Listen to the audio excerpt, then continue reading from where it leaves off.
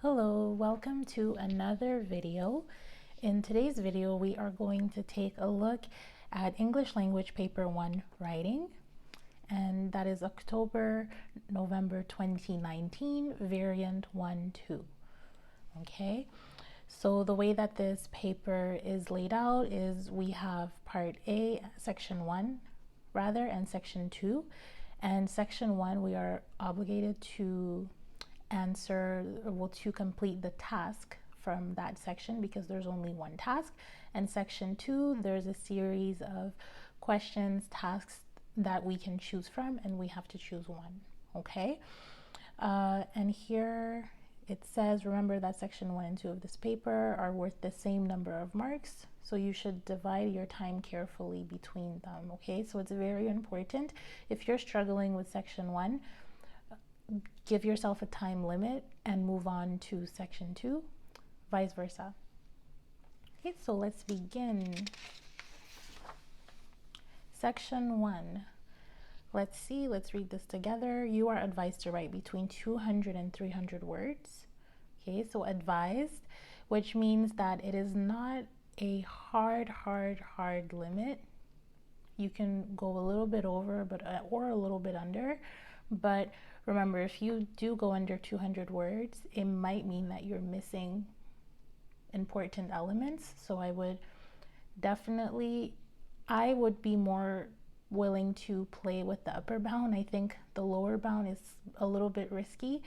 So I would always recommend to try to meet at least 200 words. And if you go a little bit over 300 words, about 350 or so, that's fine. But I also suggest that you don't write 1,000 words because that is way over the limit, right? So you can, if you want, go a little bit over that upper bound, but not too much. And make sure that if you go over the upper bound, whatever you're writing is very interesting, and the marker would tell themselves that, okay, there's a reason why this person went over the limit. Okay, total marks for this part 30, and the way that the marks are allocated is 15 marks for following the task instructions and 15 marks for language that you use.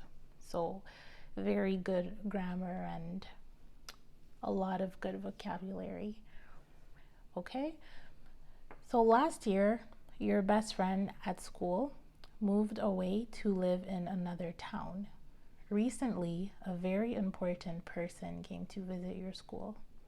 You decided to write a letter to your friend with all the details of the visit. Okay, so your best friend moved away. Important things. Your best friend moved away.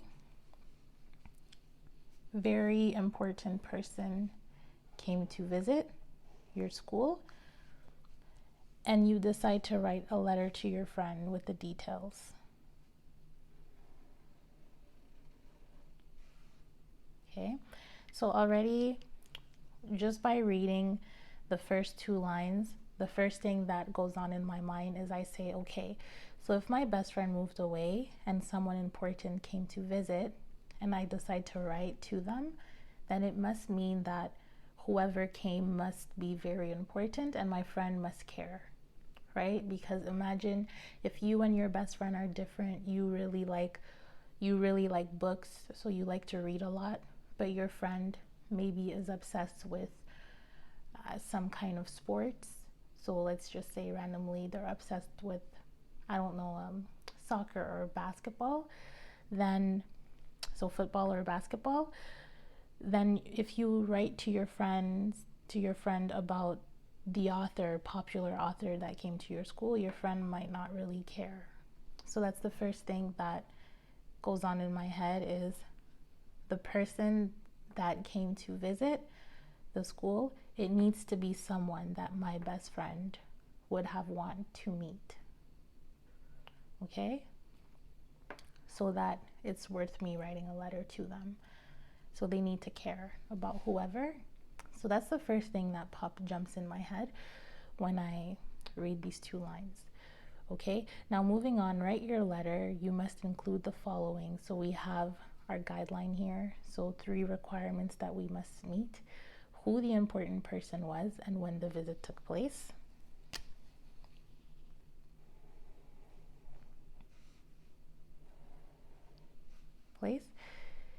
Details of what happened during the visit.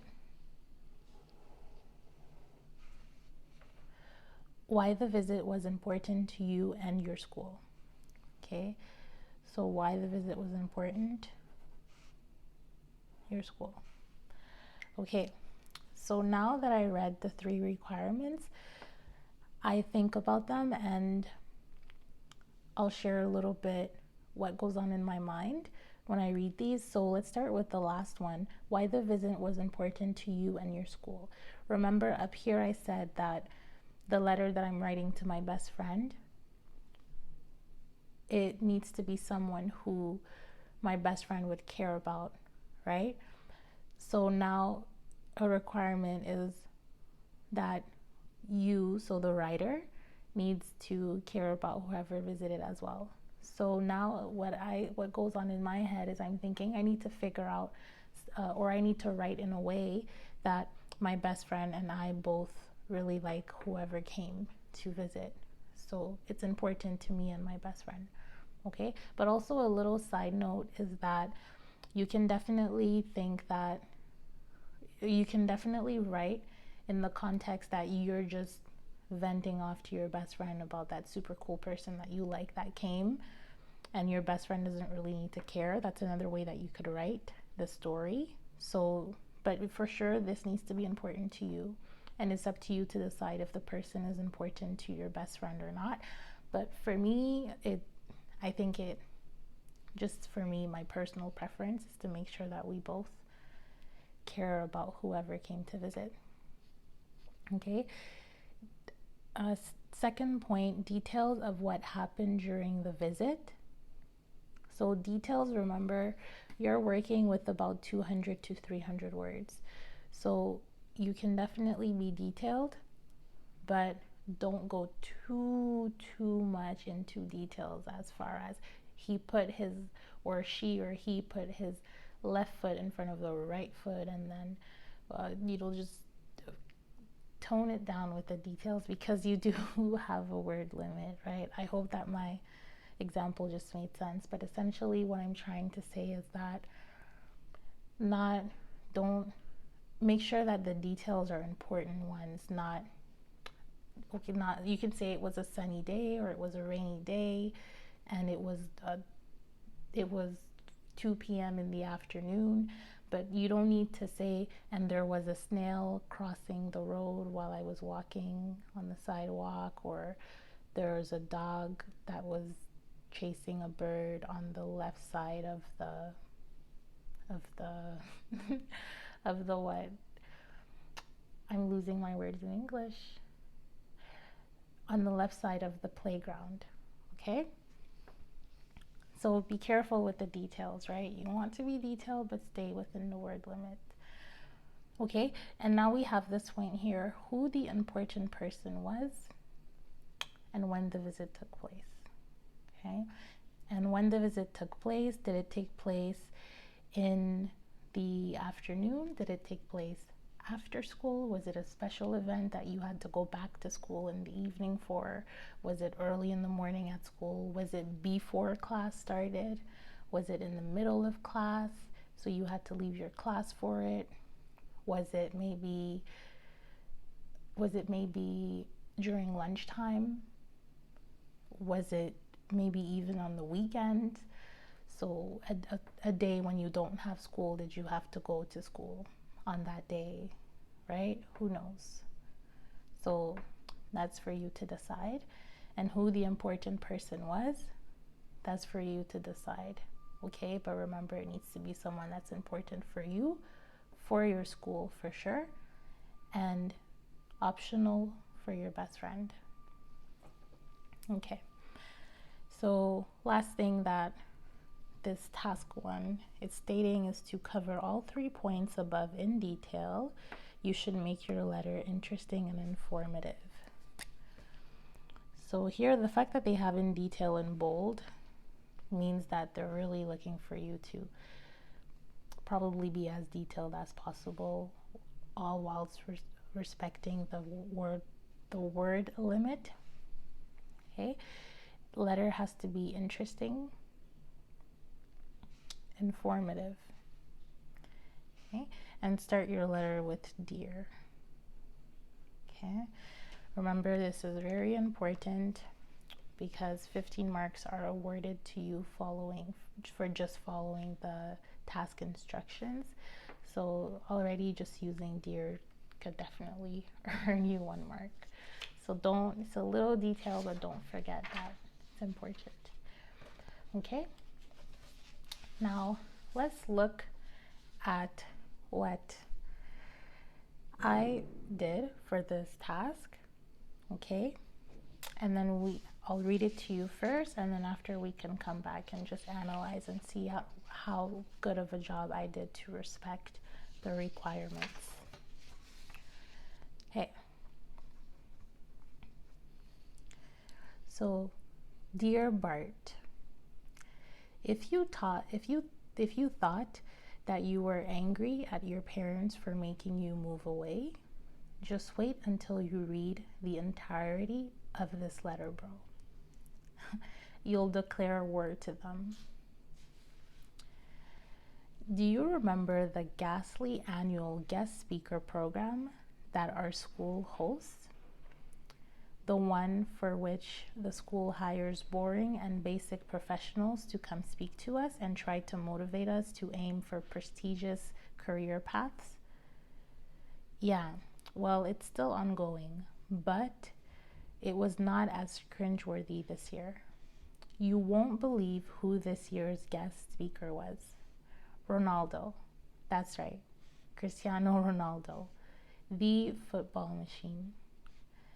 Don't ask me how Seymour made this happen, but it turns out that our school finally understands that there's other paths in life than the traditional ones.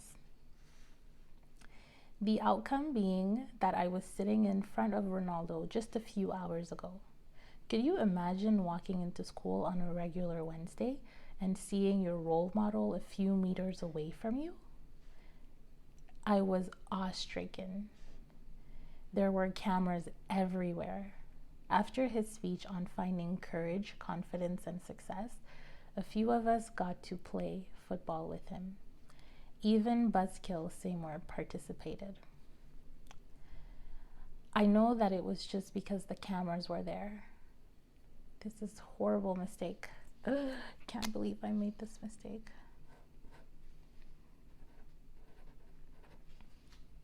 Okay. Just because the cameras were there. Apparently, the school is getting sponsors and media attention for this event. They better invite cool people like him again. It's a win-win situation for us all. The day would have been better if you were there. Springfield High needs its top goalkeeper back. Millhouse. Okay. All right. So I'm happy I read this, and this is why you should, after you finish your writing task, always read over, just in case you make very horrible mistakes like me. Okay, don't be like me. So you can just go back and fix some stuff, right? But essentially, as you can see, what I did is I wrote a story about Cristiano Ronaldo visiting Springfield High, which is the high school that I made up, and I'm telling my best friend about it. So I am Millhouse, right, from The Simpsons, of course, because whenever I do these writing tasks, I just always use the whole Simpson universe to just make things easy for me. So I'm writing as Millhouse, and I'm writing to Bart, who's my best friend, which is not really coherent with what actually goes on in The Simpsons, but whatever, right? So yes, here what I'm saying is, the first sentence is I'm acknowledging that Bart is away, okay? Because in my letter, I'm making it clear, because usually if you have a friend, I'm not sure, why. Well, I guess, yeah, it's a letter because it's a writing task, but usually if you today, if even if your friend is away, if you want to tell them something, you just send them, I don't know, a Facebook message or a text message or a WhatsApp, or you can just call them, right? Even call them over the internet. So letters are a little bit outdated, but anyway, I'm making it clear here that I'm writing this letter because he moved away, okay? And I'm making it very clear that he moved away. And here I say, do you remember the Ghastly annual guest speaker program? Okay, so he used to go to our school. So Bart used to be at the same high school as Millhouse, right? So here I'm just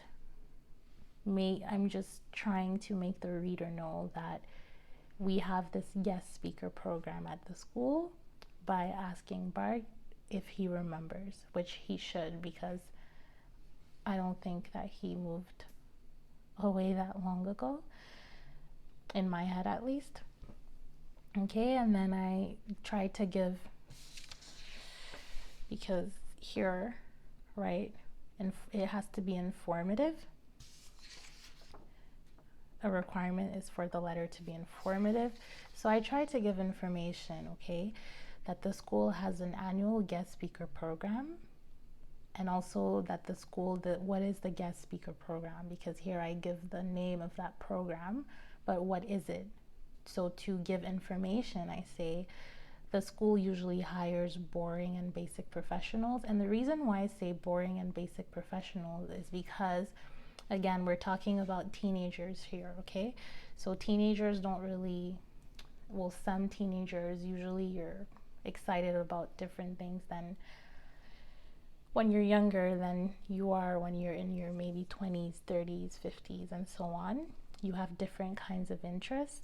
So it's one boy writing to another boy, and they don't really care about the work that a lawyer or a judge or a doctor or a teacher or whoever, they don't really, at that age, well, at least maybe you do, and it's really great if you do, but at that age, I know that when I was in high school, I kind of just wanted to have fun.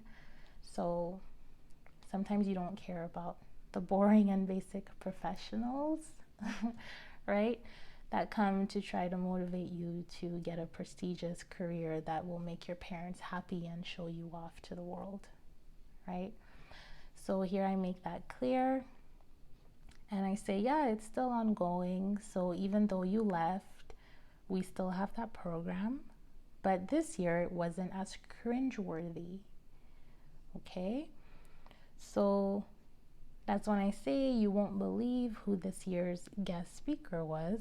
It was Ronaldo. Okay? So let's see if I can check off a few things.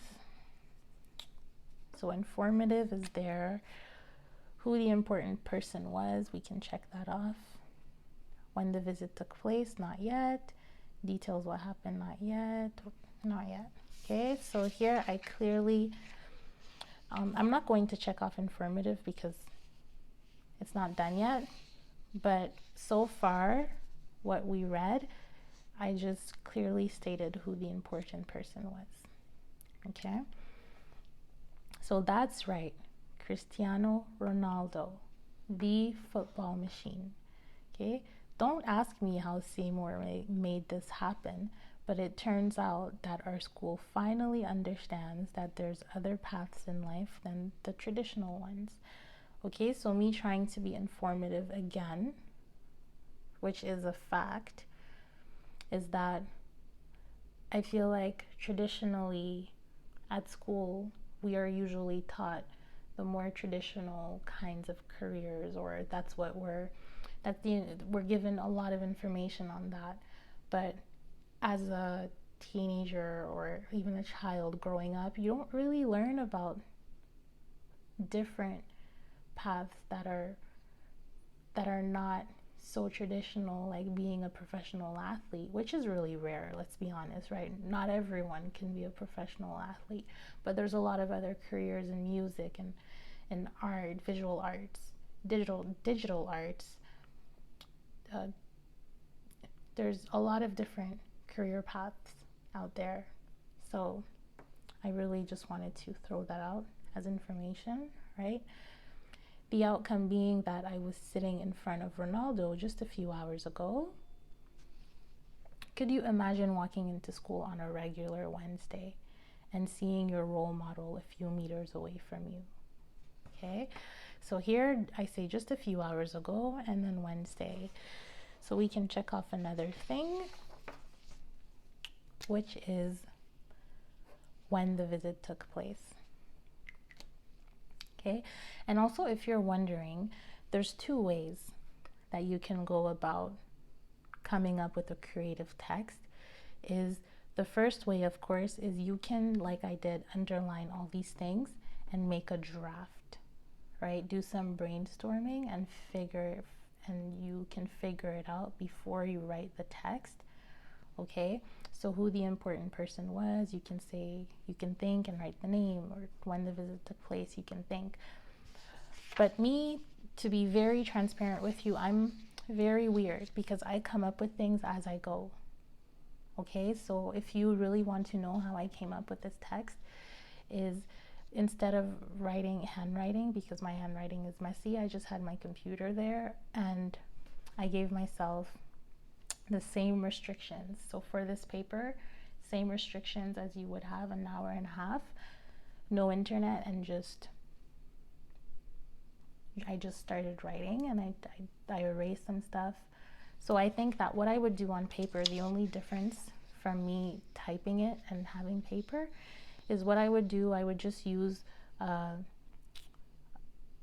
draft paper, and I would just write really messy and cross out, and just, it would look really disgusting. Maybe I could do it next time, but I would just write stuff over one another and just erase stuff and just do that. And then I would come a second time and just write everything nicely for the marker on the actual booklet or sheet, whatever is provided. Okay, so that's my creative process. It's very ugly, it's not very structured. But if you want yours to be more structured, what I would recommend is, even on this paper itself, is to just write a few notes so that when you start writing, you can come back and just fill in a few blanks. Okay? So going back to my text, we have explicitly when the visit took place, which is a regular Wednesday, a few hours ago. And by saying a few hours ago, it means that the day that I'm writing this letter is on Wednesday. Okay? So moving forward, I was awe-stricken. So here, instead of saying surprised, I'm trying to reach for our language marks. So I'm trying to reach for those by trying to dig into my vocabulary and finding these fancy words that just randomly pop up into my head sometimes. So instead of saying I was surprised or I was starstruck, I was awe-stricken. Okay? There were cameras everywhere after his speech. So there are cameras everywhere because, of course, if it's Ronaldo going to, any celebrity going to a regular school or some regular place, there's always cameras following them. So after Ronaldo's speech on finding courage, confidence, and success, so again, some information about what he came for. So he came for the speaker program, and more specifically to teach us about finding courage, confidence, and success. And I say a few of us got to play football with him. Okay, so here we have, I'm starting to take care of the details of what happened during the visit. So I'm going to check this off.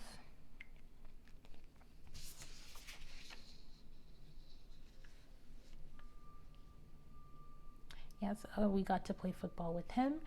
Even Buzzkill Seymour participated. And if you watch or you know about The Simpsons, you know that Seymour is the principal. Okay, so he's a principal. So and the reason why I use names from making references to The Simpsons is because if you think of any really popular cartoons, there's more than The Simpsons, but it saves me some space. Well, in this situation it does, because here I don't need to say Seymour, our principal, so I'm saving words because a lot of people know who Bart is from The Simpsons, who Seymour is, or Milhouse, so you already, it saves you just a little bit of words, but it's not that big of a deal, right? You can definitely make up your name, your own names, and just say, hey, by the way, this is the principal. Okay? But I like to make reference to popular general knowledge things so that I don't know, I think it's just something that I do. Maybe it's pretty dumb, but I don't know. I think that it's a good way, because there's a good chance that the marker knows about these characters and they might find it funny, right? Because here when I say Buzzkill Seymour, if you watch The Simpsons, he is pretty annoying and like a buzzkill, and not many people like him, so it goes with the context as well. Okay, so I say he participated, and I know that it was just because the cameras were there. Okay, apparently the school is getting sponsors and media attention for this event. They better invite cool people like him again, so cool people like Ronaldo again. It's a win-win situation for us all. Okay, so going back to my checklist. Why was the visit important for you and for your school? Okay, so I check both off. Okay, why was the visit important to Milhouse? Right? He says, could you imagine having your role model? So role model is his role model. So he clearly really likes him. So it was important for him to meet his role model. And why was it important to the school? Apparently the school is getting sponsors. So now the school is going to get money and probably athletic equipment from this visit, and media attention as well, because Ronaldo is known worldwide.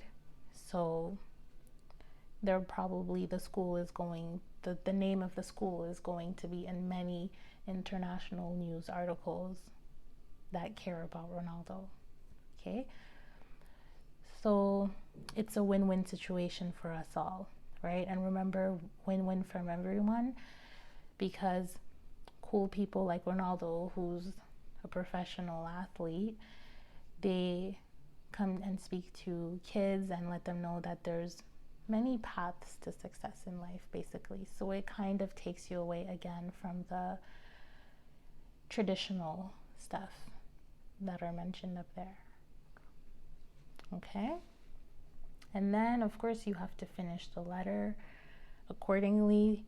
So you tell your friend the day would have been better if you were there. Springfield High needs its top goalkeeper back. Okay, and this is why I say that this is my way of saying that the important, I can't speak today. I'm so sorry. This is why I'm saying, I made a mistake again. Forgive me. Okay, let me start again. So what I'm trying to say is that I said originally that the visit had to be important for the best friend as well, right? And here I clearly state that the best friend is a goalkeeper. So the best friend also plays football. So, and he's the top goalkeeper. Okay, so as a person who plays the sport, he probably would want to meet someone who has a lot of success in that same sport. Okay, so this sentence is a way of me to just is a way of me ending, so concluding the letter, as well as really stressing and putting that emphasis on the fact that Bart, who is the best friend that is away, would care about the visit because he is a goalkeeper.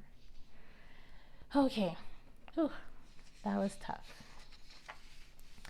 So if we look back, so we have everything that we checked off. The details are there as well as much. Remember, here I stayed within the limit. I stayed, if we count, so 1, 2, 3, 4, 5, 6, 7, 8, 9, 10, 11, 12, 13, 14, 15. This is a long sentence. 15, 1, 2, 3, 4, 5, 6, 7, 8, 9, 10, 11, 12, 13, 14, 15, 16, 17, 18.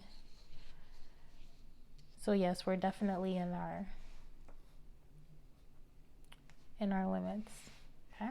But also I know because when I was typing it on the computer, I have a word count, okay? So this is what my submission would look like, okay? And remember to try, so definitely get the 50 marks for following the instructions. And the use of language that is subjective, that would be up to the marker, and they would most likely compare what I did to other texts that they read to be the judge of that, right? But with language, the only thing to do to make sure that you can use really high-end language during these papers is to have a lot, to read a lot, and to just have practice the language, to because these are things that you need to practice and learn so that these words stick in your head. Okay? So this is what I have for you for this task 1. If you have any questions or you need any clarifications, please let me know down below in the comments section. Okay, I hope that my explanation was okay. I've been spending a lot of time lately thinking and speaking in French, so my English is not as sharp, okay? But if you have any questions, let me know, and we should move on to our section 2. Section 2, composition. Write on one of the following topics. So 1, right? Again, important. You don't want to make your life harder for nothing, because if you write on all of them, it's just really sad because it's an overkill. Okay, at the beginning of your composition, put the number of the task you have chosen. Okay, so again, follow the instructions. You are advised to write between 350 and 500 words. Total marks for this part, 30. Okay, so same as section 1, it's worth 30 marks. And you have a higher bound or higher range for the word limit. You have 350 to 500 words, which is good. And for this section as well, I would recommend the same thing. Try to meet at least 350 words. And if you want to go a little bit over 500 words, I would suggest really no more than 100. So no more than 600 words total. Okay, like hard limit for me. And if you do go over, make sure that when the writer reads your work, they get that feeling of, okay, like I'm not mad that they went over because this is really good and they really did need those extra words, right? You need to blow them away if you're going to go beyond that. Okay, so let's take a look at our tasks now. So we have description, argument, narrative. Okay? And the only possibility if you choose description is for you to describe your favorite holiday location. Okay? And they're giving you a little bit of hints on how to develop your answer by telling you to remember that you can describe the surroundings and the local people and the place. So surroundings, local people, as well as the place. Okay, so description. If we have to do a little bit of brainstorming right now together for this, some informal brainstorming, is there's two ways in my head, off the top of my head, that I would approach this situation. So when you're describing, remember, if I tell you to describe, a school, okay? A school is big. I tell you to describe a school, you have a lot to work with. You can describe the different teachers, the different subjects that are taught at the school, the different rooms in the school, the cafeteria, the classrooms, or the gym. You can also describe outside, so inside and outside the school. You have a lot to work with because I'm telling you to describe something that is broad within itself, okay? But if I tell you to describe a classroom, then if you have to describe a classroom, you have less to work with, because now you can't talk about the gym, the cafeteria, you have to talk about the classroom, okay? So, and you can only talk about the teacher who teaches in that classroom. You can't talk about all the teachers anymore. So you have a big field to work with versus a small field. And this applies to this description task because you're talking about a holiday location. Is your holiday location, so I think,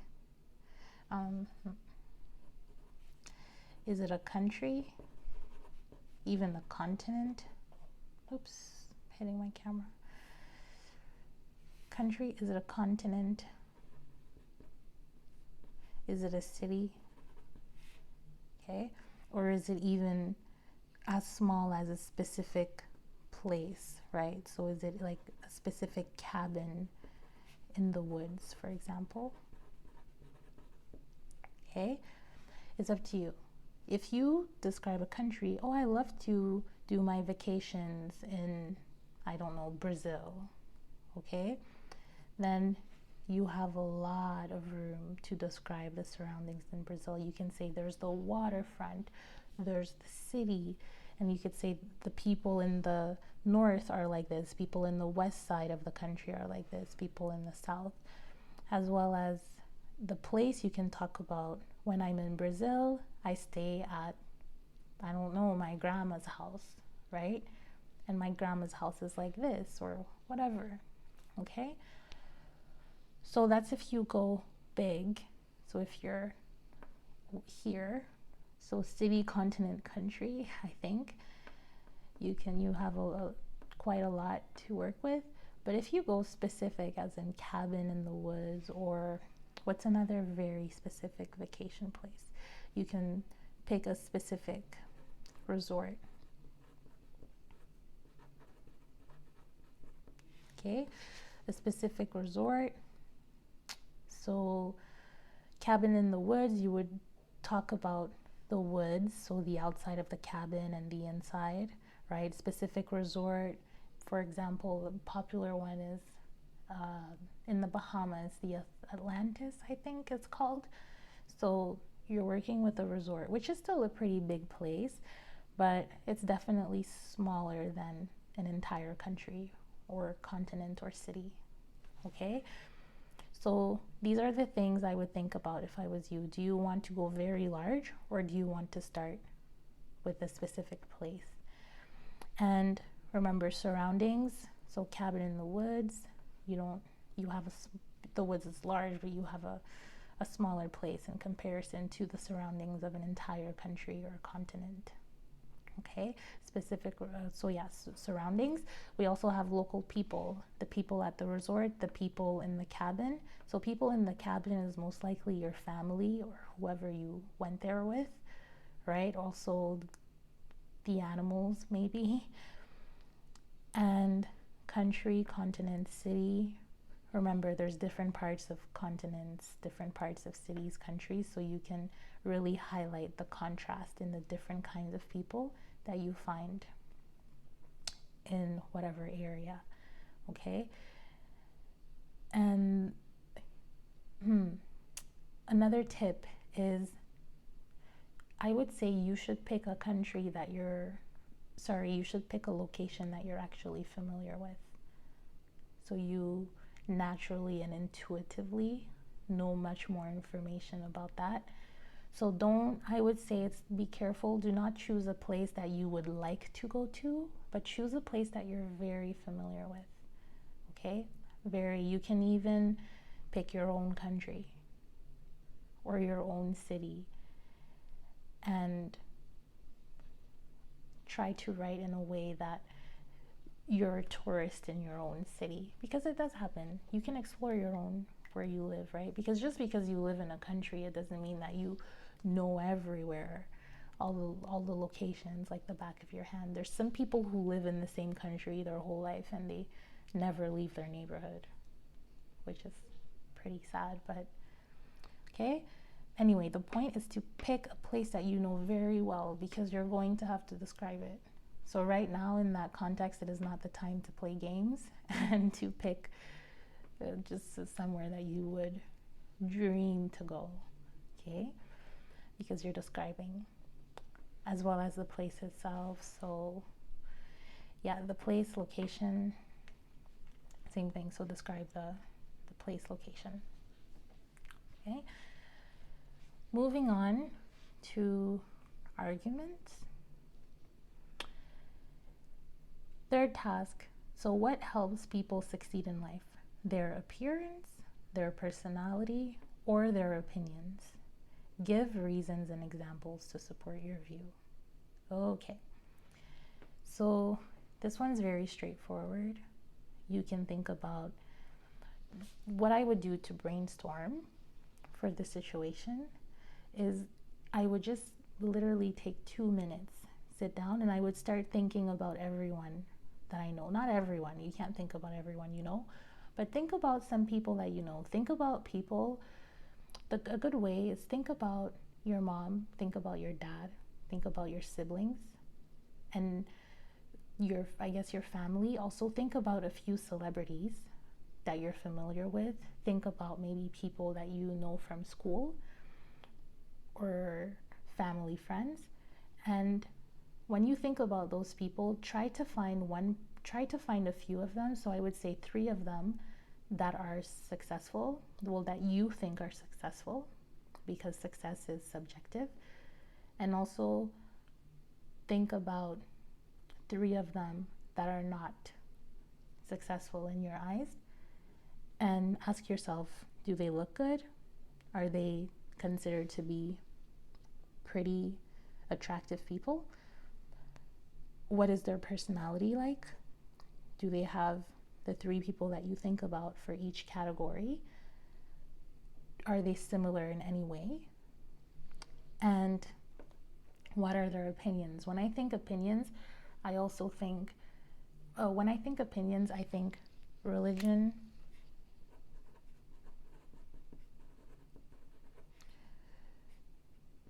politics. Okay? So those are the 2 things that jump from my mind when I think of opinions. Religion, politics. Okay? Personality, think about temper. Are they relaxed? Are they materialistic? Oh, my writing is horrible. Okay, materialistic. This is horrible writing. Ooh, okay, this is materialistic. Are they laid back? Okay, so laid back, are they kind of people that wake up late and they're very slow in doing things. You know, what kind of personality do they have? And their appearance,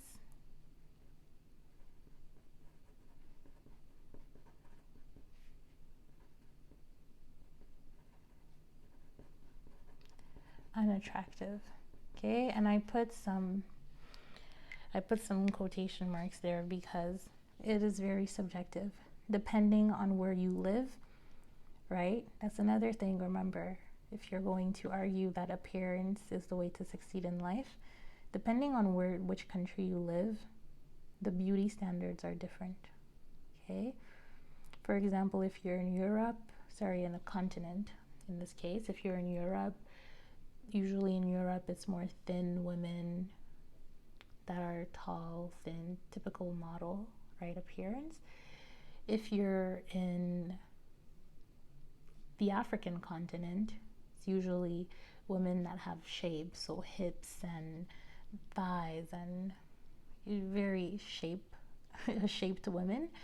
Okay, so I know in Asia, it's more so faired skin, right? Europe too. So yeah, this one's if you're going to choose this, it might be a little tricky because it's dependent on where you're located.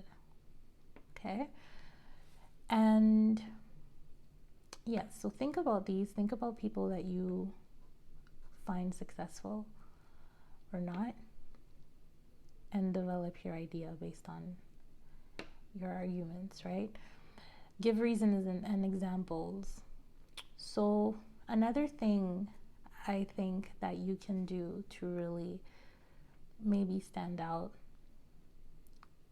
if you choose this task here is to define success, because this task is actually very ambiguous and subjective. Okay, which is why they're probably asking you to argue, right? So it makes sense. What is success? Some people think that success is financial, so making a lot of money. Okay, some people think that, and if you think making a lot of money, then yeah, maybe appearance might be one thing. If you want to be a model, right? If you want to be a model, then your appearance matters. Personality, if you want to be on TV, if you want to be an actor or a comedy, a comic, yeah, a comic, exactly. Or if you, a comedian, sorry, you want to be a comedian, personality matters, right? Opinions, if you want to be a president, a prime minister, your opinions matter. So to be very honest, I definitely would not go with this one. I would not go with this one because I only have 500 words to work with. Okay, so I definitely would not go with this. But if you do go with this and you do it well, then you might probably for sure stand out. Okay, and I think you could also probably do a hybrid. So you can argue that a mixture of them is needed. Here they're asking appearance, personality, or opinions. So I'm assuming that they would want you to choose one, to stay exclusive to one. This is interesting. I wouldn't go for this one, but if I did, what would I do? I would definitely, I think that I would do this. What I would do is I would start off by mentioning that success is very subjective and it's ambiguous. And then I would say that these three aspects depend on what kind of success you're looking based on the definition. So I would give 3 definitions of success. That's what I would do. I would give 3 definitions of success at the beginning, and I would give 1 example. So I would match these 3 with the 3 definitions of success that I give that relate to these 3 aspects, right? And then, so I would just maybe take 4 to 6 lines to explain that. And then I would go, however, if I definitely had to just choose one thing, I personally would choose personality. I would go with personality. Because personality is what makes you somewhat unique. So that would be my argument. Personality makes you unique. And you're irreplaceable if you're unique, right? Opinions, a lot of people may share the same opinions as you. A lot of people, you know, you could be really attractive, but also, you know, there's always someone out there that will be more attractive than you. And that's just reality, right? So I would definitely go with personality. And then I would start arguing and giving examples why. And it's what makes you unique. And also for personality, you could even touch on the fact that personality usually breaks the rules. For example, yeah, let's use the modeling industry, right? Fashion industry. Usually your typical models are thin, whatever, but then you will always see that one model that bypasses all those rules, and that might be a little bigger than the rest of them, but because of her personality or his personality, people like them too much that they just took them in, right? So there you have it, my brainstorming, my thought process for task number 3. Okay. And the other task that's related to argumentative text is playing competitive sport is the best way to keep fit and healthy. What is your opinion? Give reasons and examples to support your view. Okay. So this one is the one that I chose to answer, right? Because I need to give you guys an example of how I would write an argumentative text. So this one, let's just skip this for now. We'll come back to it. Let's do some brainstorming for our narrative section first. 5th task, write a story which includes the sentence, there were 2 very different opportunities and he knew he had to choose the right one. Okay. Different opportunities, had to choose the right one. Okay. So here you have endless possibilities. You need to think about 2 opportunities, and since they are different, I think contrast. Okay, very different ones. So right now I'm thinking of 2 very different opportunities. Imagine my friend tells me, hey, I have a ticket for you to go to this very beautiful exotic place, and we're gonna stay at a really nice hotel, and we're gonna do really cool activities, and we're gonna travel. And imagine I never traveled before, right? So it's my first time leaving the country. Okay, so there's that opportunity. It's amazing. You get to travel, you see a new place, it helps you be more cultured, you see new people. It's a really good opportunity.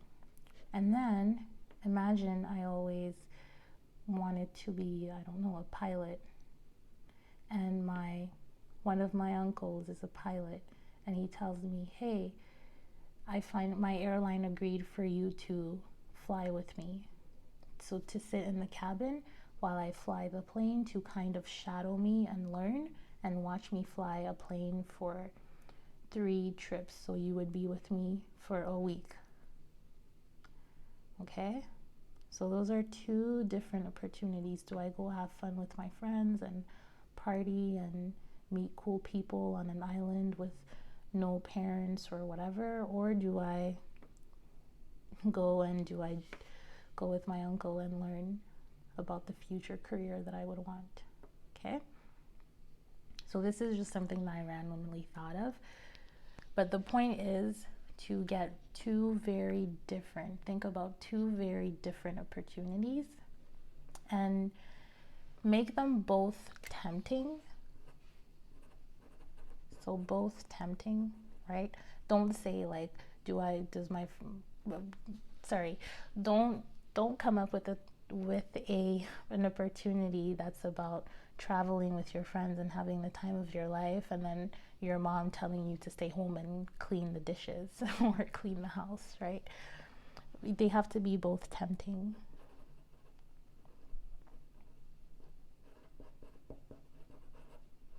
So both tempting in different ways.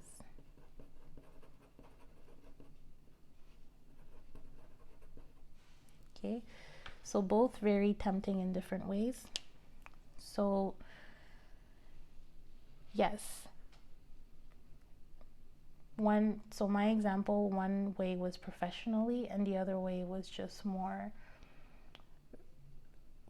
personal and bonding with my friends and just living and having fun in that sense, and the other one is more professional.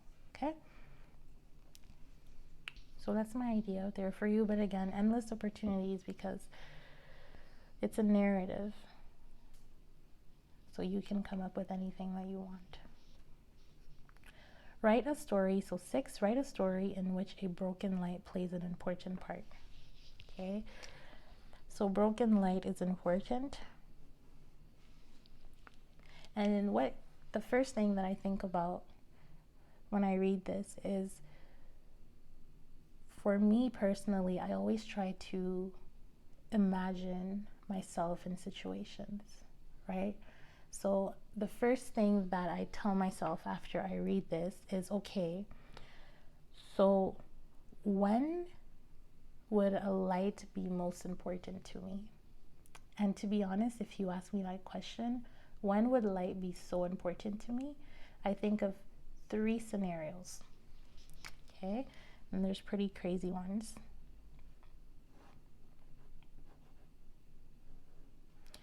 One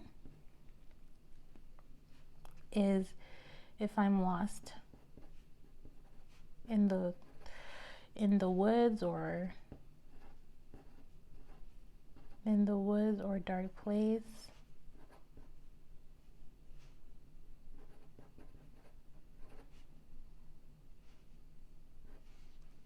at night,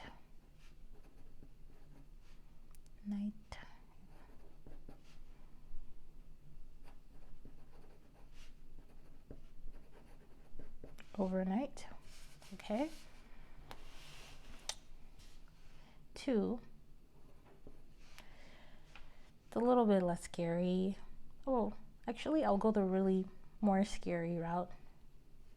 This is really very, very morbid. So if I'm kidnapped,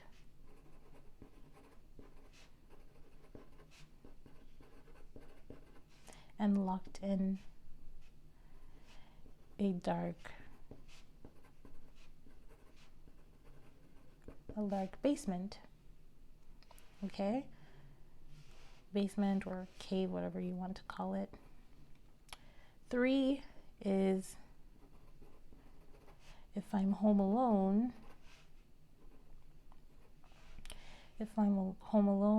and there's a storm plus power outage. Okay, so these are my 3 ideas. So how did I come up with those 3 ideas? It's just based on me personally. I asked myself, in what situation can you be in where you're scared and having a light would make you feel better? Okay, so that's what I ask myself. In what situation would I want to have light? First thing, if I'm in the woods at nighttime, I definitely want light. If I'm locked in a basement or in a dark room, or someone is trying to hurt me, or I'm kidnapped, I definitely want light. If I'm home alone and there's a storm outside, really heavy thunder, and I'm alone and there's the power outage, I would want light. Okay, so in all these situations, having a broken light would suck so badly. Okay, so it's definitely important. Okay, and what else can I add for this one here? Yeah, so you do the same. Ask yourself, in what situation would you really want light?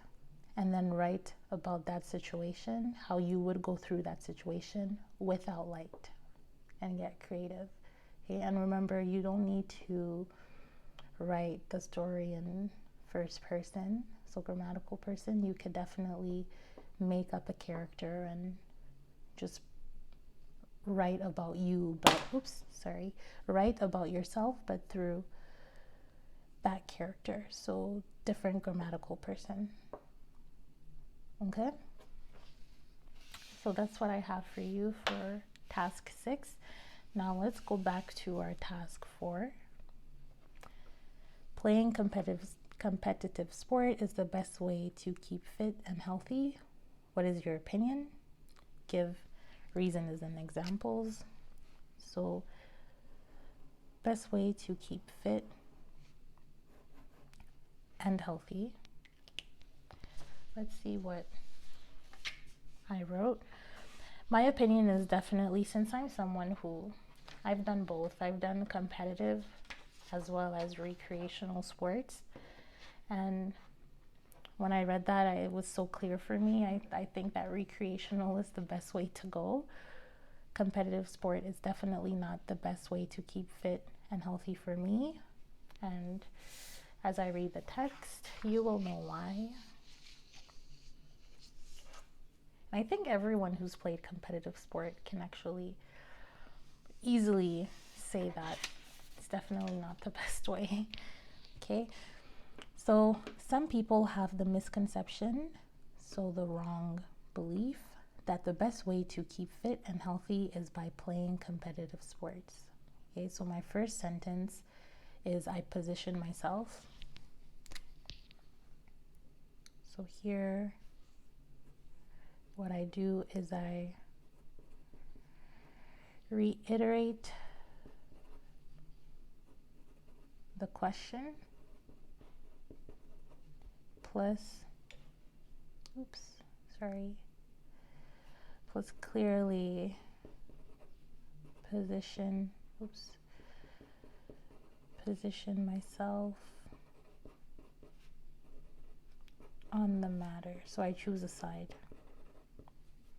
And clear, I say, by me saying misconception, is I'm definitely saying that I don't believe so. So misconception that the best way to keep fit and healthy is by playing competitive sports. There are many arguments that can dismantle that faulty reasoning. Okay, so again, faulty reasoning. So I don't believe, I go against this thought. And many arguments that can dismantle. Dismantle means take apart.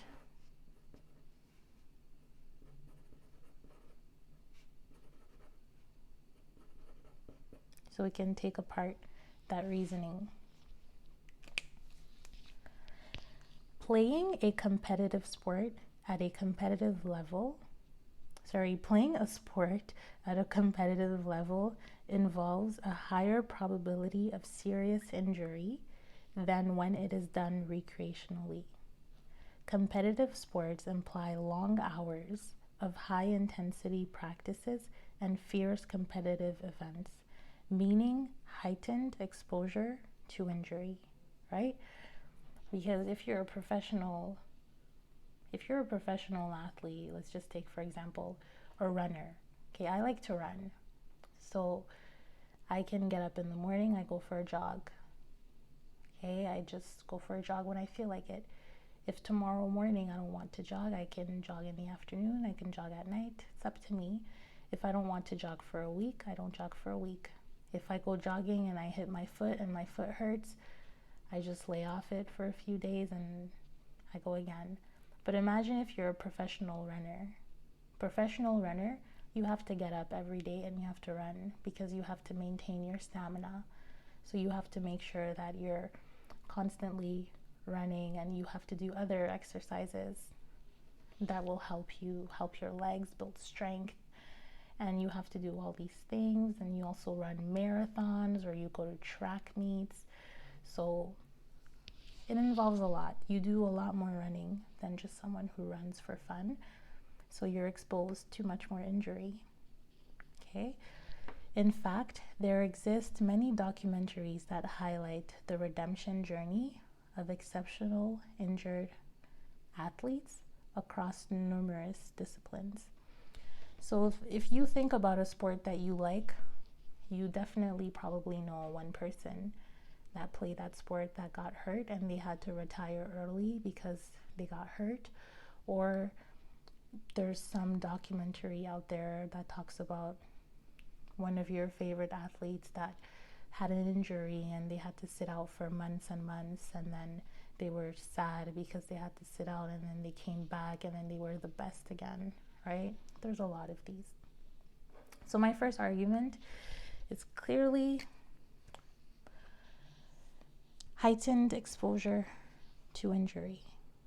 That's my first argument, and I say it here as well.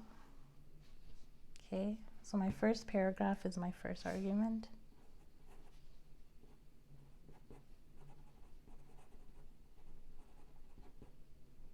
First argument, more chances of injury because it's at a higher intensity. Okay, then I go on my transition. See, I smoothly transition by saying physical injury is not the only dangerous aspect of competitive sports. Mental illness are also a threat to athletes over the course of their careers. There is a vast amount of pressure that accompanies competition, particularly at a professional level. Prominently, depression is common amongst competitive athletes. Whether it is related to poor performance, injury, or aging, competitive athletes are subject to psychological repercussions.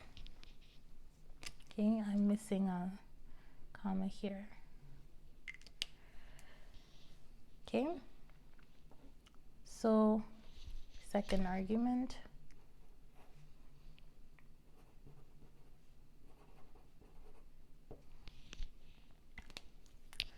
Here, first argument, physical injury.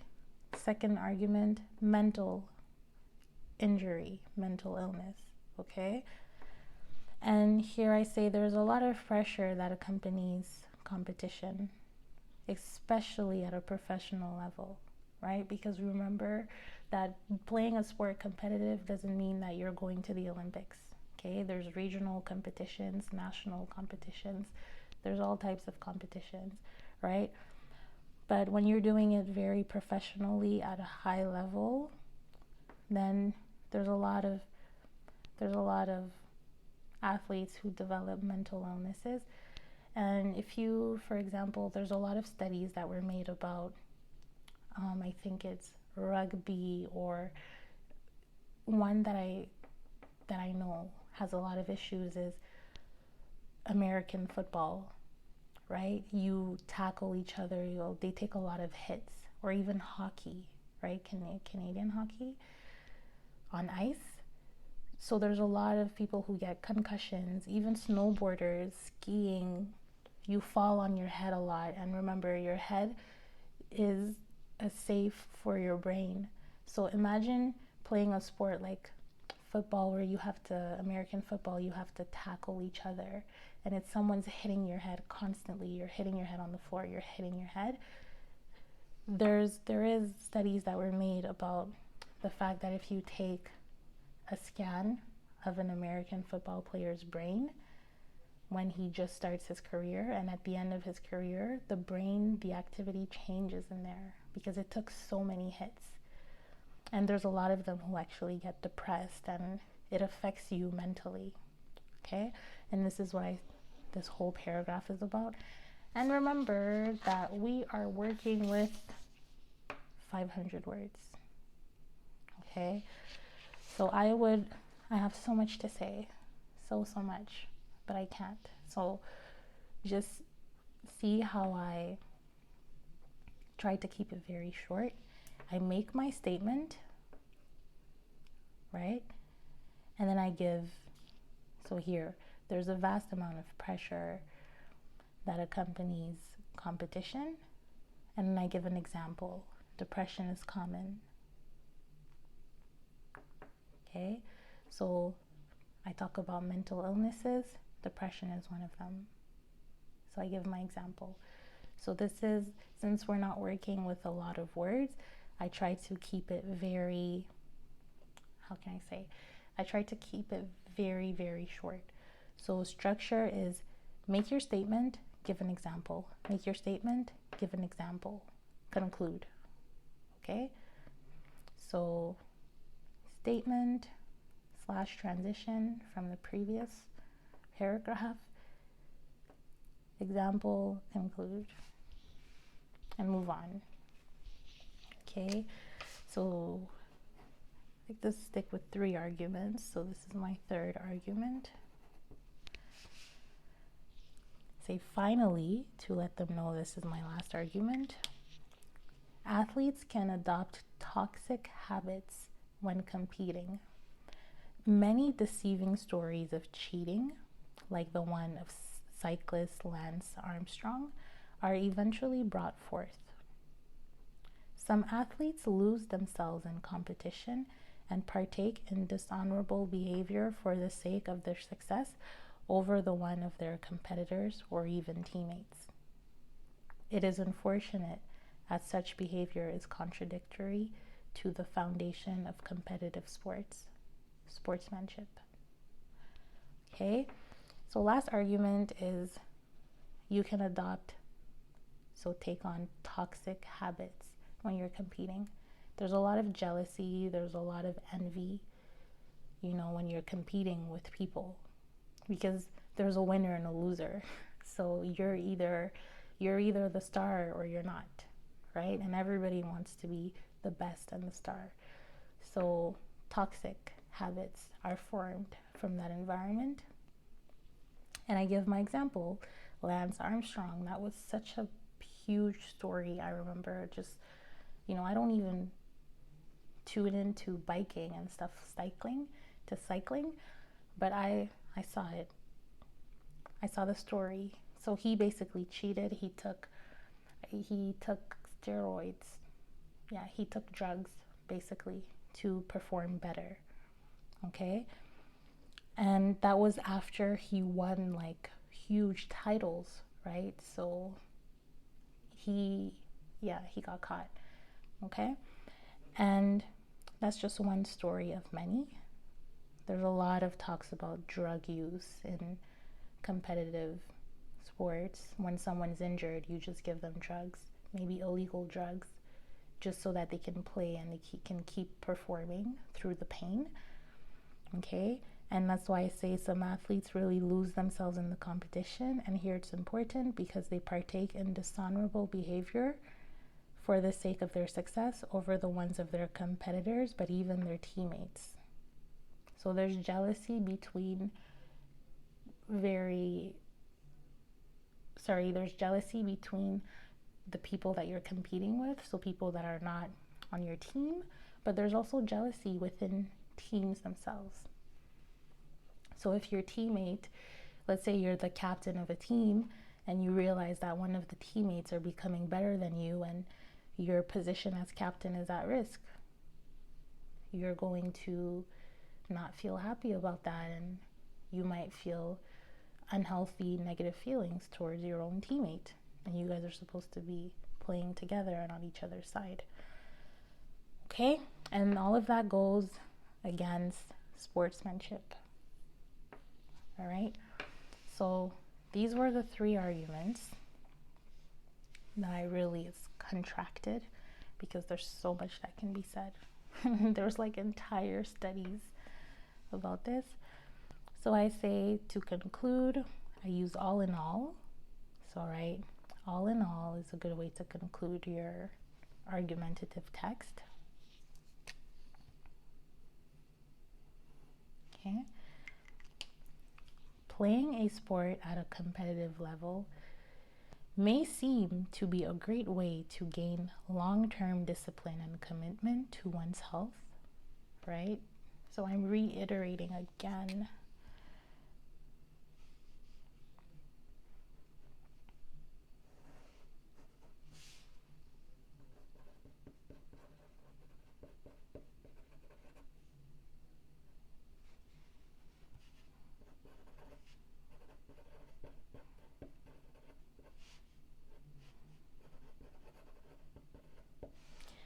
So playing a sport at a competitive level, I say, might seem to be a great way to gain long-term discipline and commitment to one's health, but, okay, so here,